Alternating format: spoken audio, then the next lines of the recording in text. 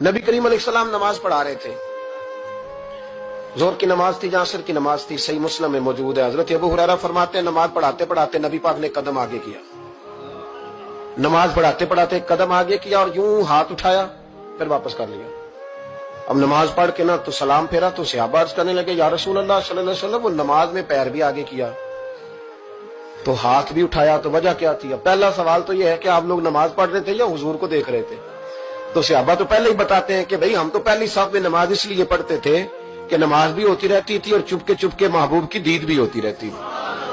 हुजूर से पूछा, या रसूल अल्लाह, वो नमाज पढ़ते पढ़ते कदम आगे बढ़ाया आपने तो फिर पीछे कर लिया, क्या था? और हाथ उठाया तो फिर आपने नीचे कर लिया। तो नबी करीम फरमाने लगे, नमाज पढ़ाते पढ़ाते जब मैंने कहा ना समी अल्लाहु लिमन हमीदा, अचानक मेरी नजर उठी तो जन्नत में चली गई। नजर उठी तो जन्नत में, तेरे लिए 2-4 कदम अर्श बरी है।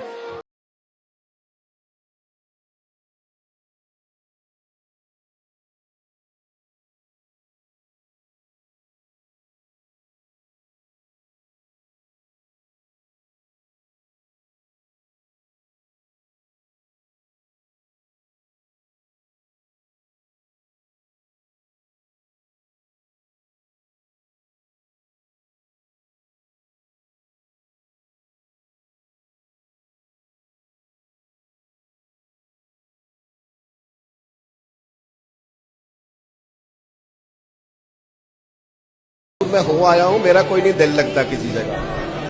हज़रत अली फरमाने लगे, अपने रब के अलावा किसी से उम्मीद वबस्ता न करना। और फरमाया, अगर डरना हुआ ना कभी तो अपने गुनाहों से डरना। उम्मीदें अपने रब से, उससे मांगो, उसके हुजूर बैठो, उसकी जात पर तुम अपनी उम्मीदें वबस्ता करो। वो तुम्हें नवाजेगा, वो तुम्हें देगा। और अपने गुनाहों से डरो। हज़रत अली फरमाया करते थे, तुझे जो चीज तबाह करेगी वो तेरे गुनाह है। डर अपने गुनाहों से, डर अपनी गलतियों से।